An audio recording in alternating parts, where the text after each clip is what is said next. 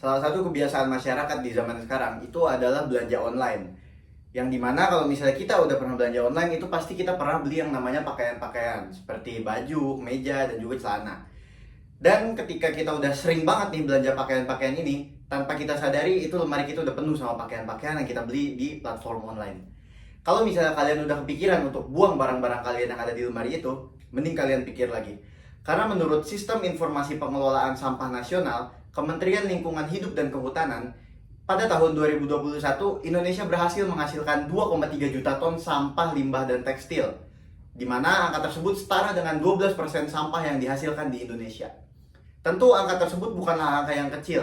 Maka dari itu, saya Ahmad Syahabul Fadli berdiri di sini untuk memberikan solusi kepada kalian semua bagaimana cara kita untuk menghadapi sampah yang semakin meningkat di Indonesia, khususnya sampah tekstil dan juga sampah fashion. Yap, bener banget, jawabannya adalah thrifting. Di balik pandangan negatif masyarakat terkait dengan thrifting ini, menurut saya thrifting adalah hal yang mudah dilakukan dan dapat diaplikasikan oleh seluruh masyarakat untuk mengurangi angka sampah yang ada di Indonesia. Jadi buat kalian yang belum tahu apa itu thrifting, thrifting adalah membeli barang yang sudah tidak terpakai namun masih layak untuk digunakan. Jadi thrifting ini bukan hanya tentang membeli pakaian seperti kaos, kemeja, celana, dan juga yang lain-lain. Tapi thrifting ini bisa juga membeli barang-barang lainnya seperti hiasan, lukisan dinding, kaset, dan juga barang-barang yang lainnya. Dan menurut artikel yang saya baca dari VOA dan juga USS Feed, budaya thrifting ini sudah biasa dilakukan masyarakat sejak sangat lama, yaitu pada tahun 1760 sampai tahun 1840. Yang dimana pada saat itu terjadi yang namanya revolusi industri yang mendorong munculnya istilah mass production of clothing. Jadi thrifting ini bukanlah budaya baru dan juga bukanlah budaya-budaya yang benar-benar baru muncul ketika beberapa tahun belakangan. Jadi thrifting ini sudah sangat wajar dan sangat lumrah biasa dilakukan oleh masyarakat dari zaman-zaman dulu. Kembali lagi ke esensi awal thrifting, yaitu membeli barang yang sudah tidak dipakai namun masih layak untuk digunakan. Hal tersebut nampaknya menjadi masuk akal mengapa saya pilih thrifting untuk menjadi solusi menurunkan angka limbah yang ada di Indonesia. Selain itu, belakangan ini juga kita dihadapkan oleh salah satu tren, yaitu tren fast fashion, yang memiliki arti respon cepat terhadap keinginan konsumen di bidang fashion. Namun pada kenyataannya, fast fashion menjadi salah satu pendorong tingginya angka limbah yang ada di Indonesia. Mengingat kebiasaan masyarakat yang lebih memilih membeli barang baru daripada mempertahankan barang lamanya. Mendengar hal tersebut, nampaknya thrifting menjadi masuk akal untuk menjadi solusi. Mengapa? Karena ketika kita menemukan barang yang sudah tidak terpakai, kita bisa memberinya kepada orang lain atau orang lain bisa membelinya kepada kita dengan harga tertentu.